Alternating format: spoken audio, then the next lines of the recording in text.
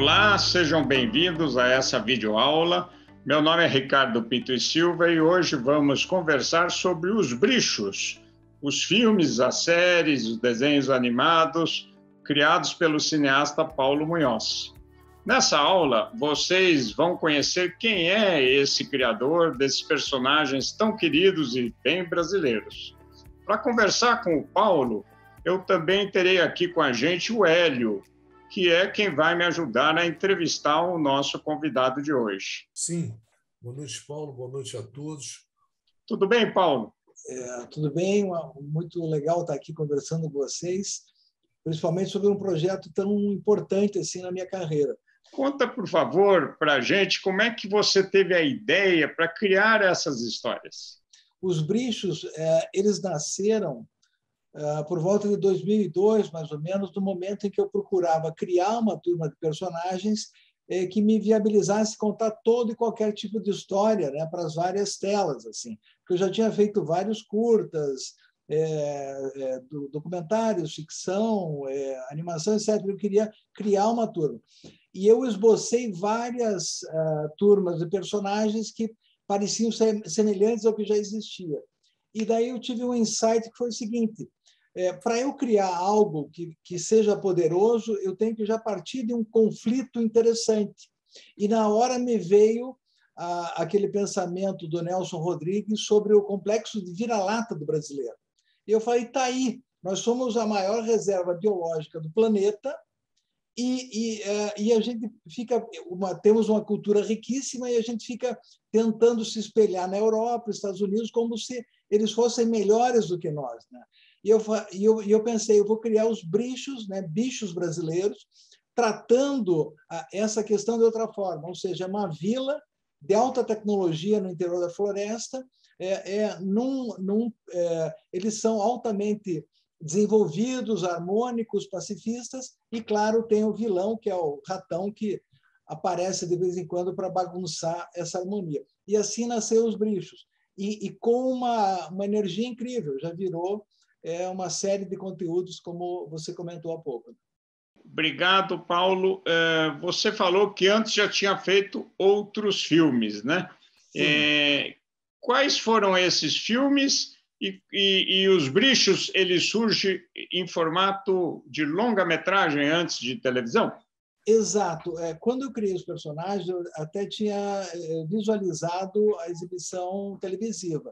Mas a primeira oportunidade que surgiu de produção foi até através de um edital da Petrobras para longas, né? Eu já tinha um roteiro de longa, então ele começou pelo longa, né? Nós fizemos um segundo longa, eu fiz 2 livros, daí veio a série para TV, um game, e nesse momento eu estou já entrando na finalização do Brichos 3. Então é um projeto dinâmico, assim, ele tem uma força bacana. Agora, antes dos Brichos, eu tinha feito de tudo um pouco. Então, o primeiro trabalho em que eu minha primeira experiência de trabalho com cinema foi em 1985, né, de 85 para 86, com um grupo de amigos e um produtor aqui de Curitiba, a gente criou um desenho animado documentário sobre a história das constituições brasileiras, né? E que acabou entrando no cinema, né? Naquela época os curtas entravam. Esse foi meu primeiro filme. Daí eu fiz uma série de outros trabalhos, né? Enfim, por exemplo, um documentário sobre o ciclo econômico da erva mate, que é um ciclo muito importante, né, no Paraná e formador da cidade de Curitiba. Eu fiz programa de entrevista, enfim, fiz ficção, né? Eu fiz várias parcerias com o grande diretor, que é o Marcos Jorge. Então, eu brinco que a gente fazia coproduções internacionais de pobre, porque ele estava em Roma, eu em Curitiba, a gente juntava, emprestava câmera e tal, e produzia junto e tal. Então, então, por exemplo, a gente fez junto um trabalho chamado Reflexões, que foi um trabalho premiado, bem importante, em que eu era produtor, ele o diretor. Eu sou, digamos, a geração que viu o nascimento do que a gente chamava de multimídia, né? Uma criação que começou no MIT, nos Estados Unidos. Várias universidades desenvolveram, junto com a computação gráfica e o crescimento da computação, né, com Windows, com as soluções da Apple e tal, né, ou seja, uma melhoria gráfica do computador, permitiu essa junção de vídeo, áudio, texto, né, gráficos num mesmo produto, né? Então, eu lembro que eu prestei muito serviço com a minha empresa fazendo esse tipo de conteúdo para outras empresas, e houve um momento até que a gente desenvolveu um produto cultural muito bacana, junto com alguns parceiros e com a família do Paulo Leminski. A gente criou um CD-ROM Paulo Leminski, que é uma viagem pela obra do poeta, né? Então, eu tive uma incursão nisso, que eu acho que é também uma espécie de encaminhamento, uma preparação para o que veio a ser agora esse universo dos games, né, em que a gente está buscando entrar também.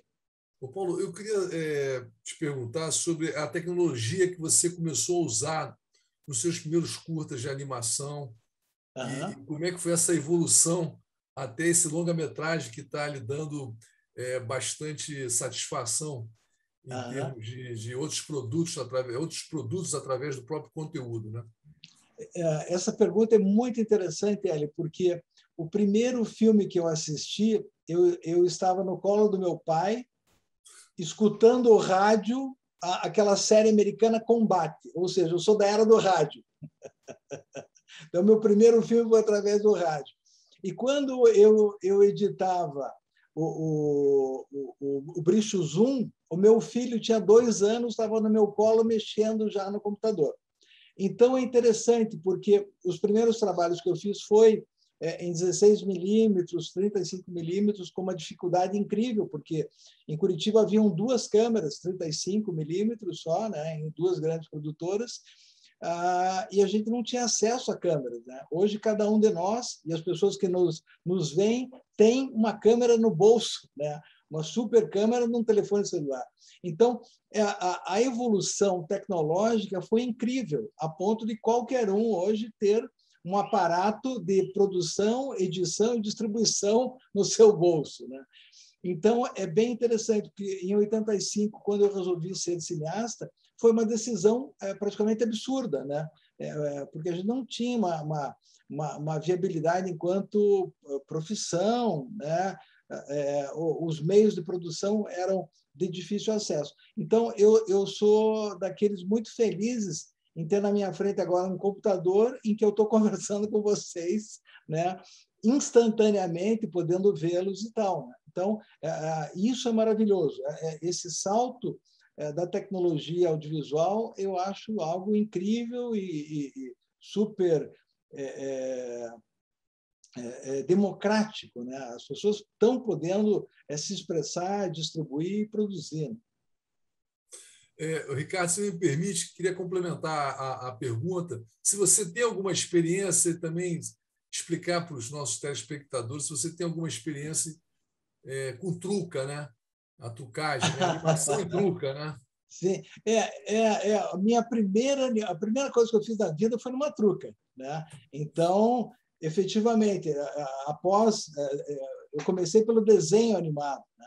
Então a gente tinha que desenhar numa folha de papel sulfite, daí passar com caneta nanquim para um acetato, virar o acetato, pintar atrás do acetato com tinta acrílica ou látex, daí levar para uma truca, que na verdade é uma estrutura em que fica pendurada a câmera e você controla o movimento do acetato e tal.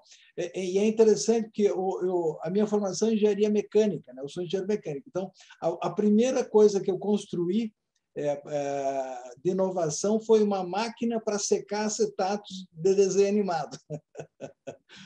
Para a nossa primeira produção, como eu vi que os acetatos demoravam a secar ou ficavam espalhados, eu criei um sistema que empilhava e secava esses materiais, né? Então, eu sempre fui meio professor Pardal, assim, meio inventor e artista ao mesmo tempo. Mas, realmente, eu passei por essa fase da Truca, do 35 milímetros.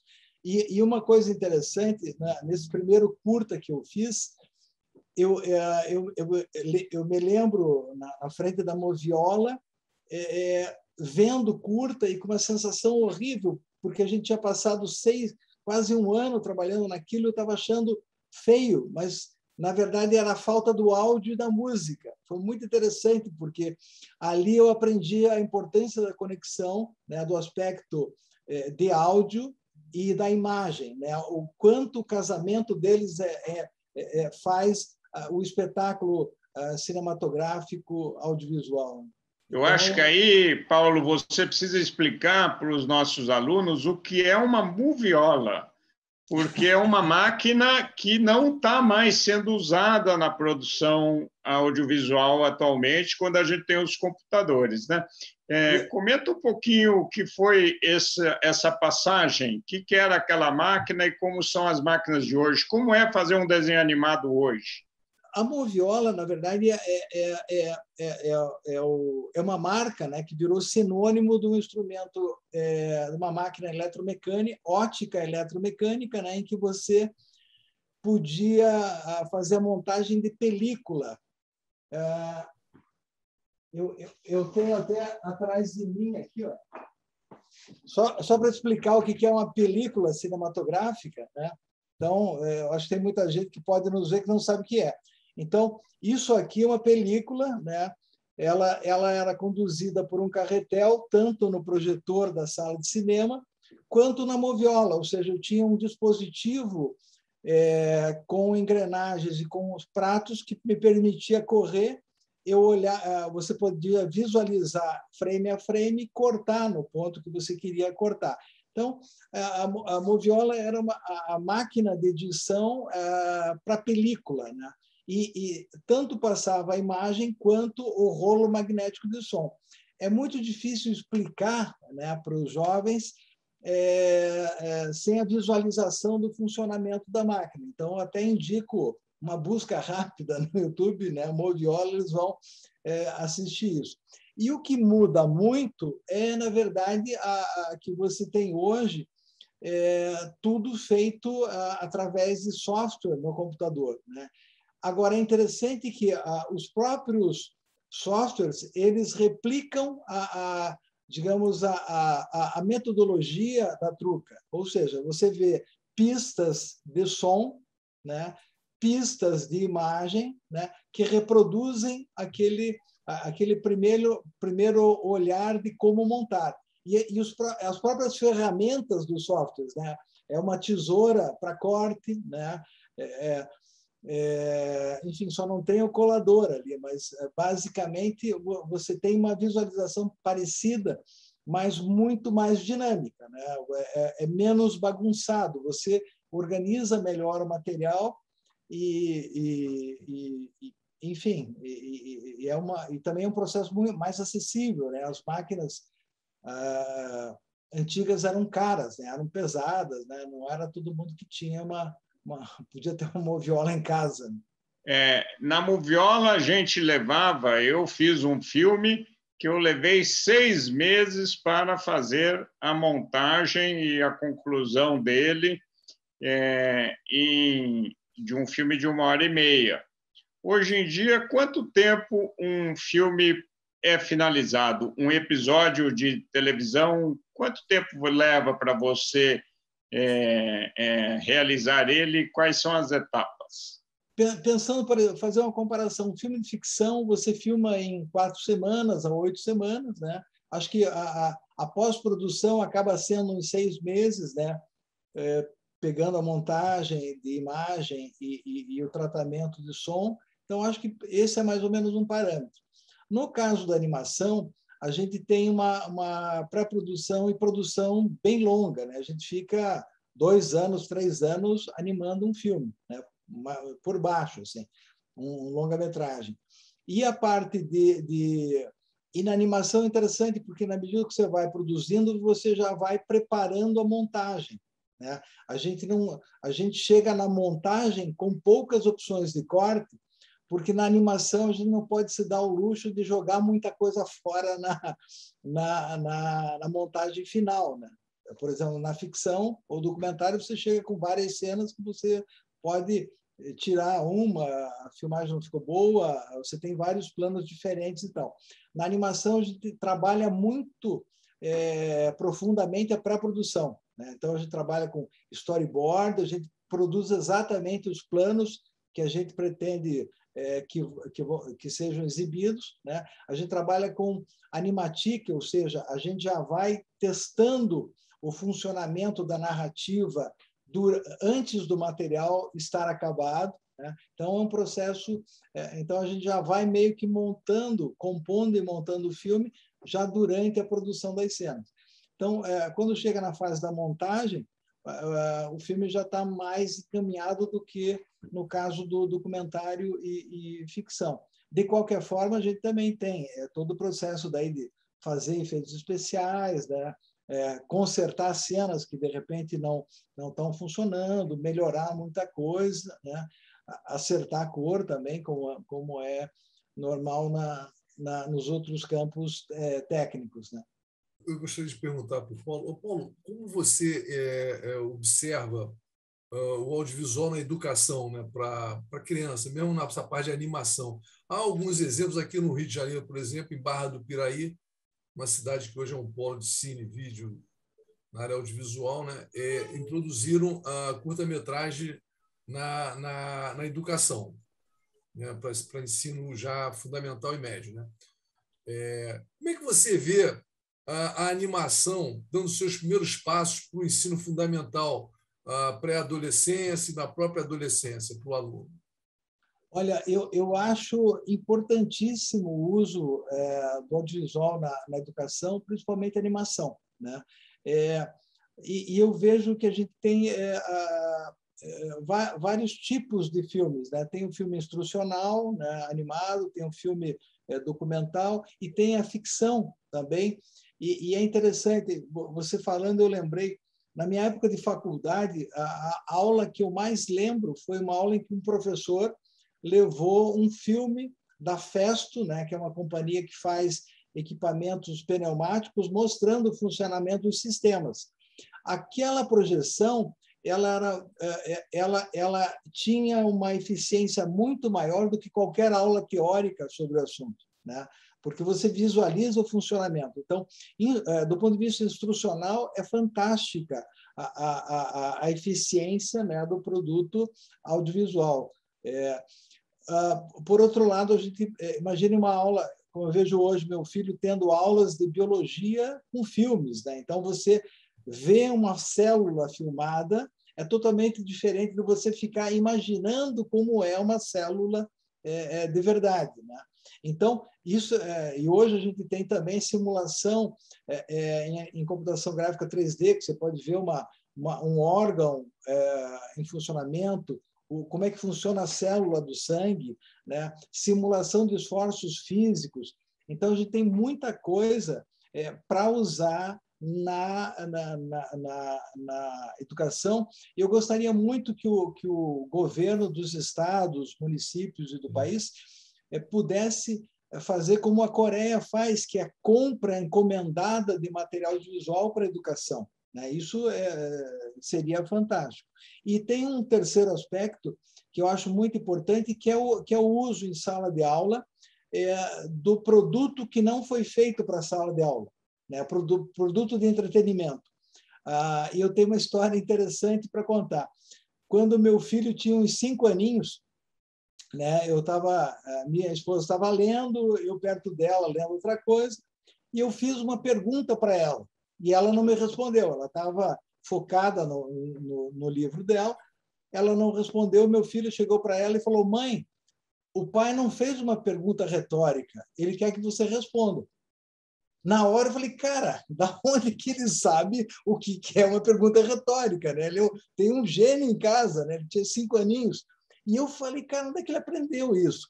ele aprendeu num filme da Disney, numa cena da Lilo e Stitch, em que vem essa coisa da pergunta retórica. Ou seja, o filme de ficção ele apresenta o contexto, ele apresenta os diálogos, a criança, mesmo sem ter o vocabulário, ela tem uma quantidade de informações que lhe explicam aquele conceito de uma forma supernatural, né? Então, imagine, se ele tivesse que decorar na escola o que é pergunta retórica a partir de uma definição linear, ele nunca saberia o que é. E ele, com 5 anos, conseguiu aprender um conceito complexo em termos de linguagem, né? Então, veja, eu acho que com esses 3 exemplos, a gente tem uma ideia da dimensão e da importância da aplicação audiovisual na educação. Muito interessante, e é importante a gente ver que o aprendizado se dá quando a gente internaliza a necessidade do conhecimento, né? O conhecimento é uma aproximação de quem busca o conhecimento, né? Do sujeito cognoscente com o objeto, que é da busca do aprendizado, né? Isso é um pouco teórico, talvez, para os nossos alunos aqui. É uma conversa que a gente pode aprofundar com os professores, mas é interessante a gente estar falando sobre ela, né? Eu gostaria de, como nossa última pergunta aqui, e antes da sua despedida, uma curiosidade. Você acha que as crianças podem aprender a desenhar ou a aprender a fazer um filme ou uma série de televisão de desenho animado como essas que você já criou? Sim, com certeza. E eu acho assim, primeiro, eu acho que a gente deveria valorizar muito mais o desenho em sala de aula. Se você notar, todo adulto que desenha mal é porque ele parou ali numa idade tenra, 3 anos, 4, quando pais e professores começaram a afastá-lo do desenho. Mas o desenho é fundamental em várias áreas, seja a biologia, seja a anatomia na medicina, todas as engenharias, arquiteturas, elas bebem do desenho e é uma ferramenta de projeto necessário, né? Enfim, então eu acho, primeiro, eu acho que tinha que ser estimulado o desenho, né, nas escolas, e sim, as crianças podem vir a desenvolver. Claro que, num nível profissional, elas têm que estudar muito para isso, mas eu vejo várias escolas em que as crianças já estão produzindo flipbooks, que são microfilmes sobre cinema, né? Já têm acesso a câmeras, né? Podem estar produzindo os seus pequenos filmes, e o que é legal, elas podem estar já distribuindo, criando um canal no YouTube, né? A gente vê a criançada fazer isso. Uma coisa que é complicada apenas é que a arte da animação ela exige uma disciplina e uma capacidade de trabalho, concentração muito grande. Então, muita gente se afasta da animação porque aquilo, para cada segundo, são 24 desenhos no mínimo, né? Então, você tem que gostar muito disso, né? Porque a quantidade de trabalho é muito grande, né? Não é tão automático como ligar uma câmera e sair filmando, né? Então, agora, o desenho, aperfeiçoar o desenho, eu acho fantástico. Paulo, os nossos brichos já estão sendo assistidos no mundo todo? Sim, Ricardo, desde o Bricho Zoom, né, que circulou por festivais do mundo todo, ele foi para dezenas de países assim. Daí os outros conteúdos também viajaram bastante, e a série, né, através da Nickelodeon, ela foi, se não me engano, para 16 ou 19 países na América Latina. E é interessante essa pergunta, porque no mês passado eu tive uma grata surpresa, que foi a mensagem de um cubano. Ele encontrou em algum lugar, eu falei que o Brichos 3 seria o encerramento da saga Brichos, né, que eu não faria mais longa-metragem Brichos. Ele me caçou no YouTube, internet, e me mandou e-mail e mensagem no WhatsApp, dizendo que ele e os amigos adoram Brichos e que tem que continuar e que ele vai me mandar mais ideias para fazer o Brichos 4. É muito legal. Então, eu tenho essas coisas maravilhosas, assim, você está sendo visto em vários países, né? E ver que funciona.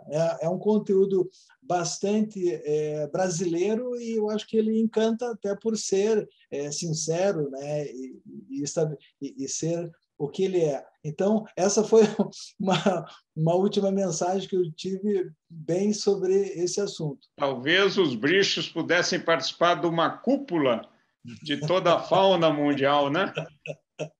Ótima ideia, ótima ideia, ótima ideia. Obrigado, Paulo. Se você tiver alguma consideração final para fazer com os nossos alunos que estejam assistindo. Bem, eu que agradeço a oportunidade de conversar com vocês, né? Esse é um assunto que eu acho super importante. Obrigado pelo convite e sucesso a todos aí. Muito obrigado, Hélio.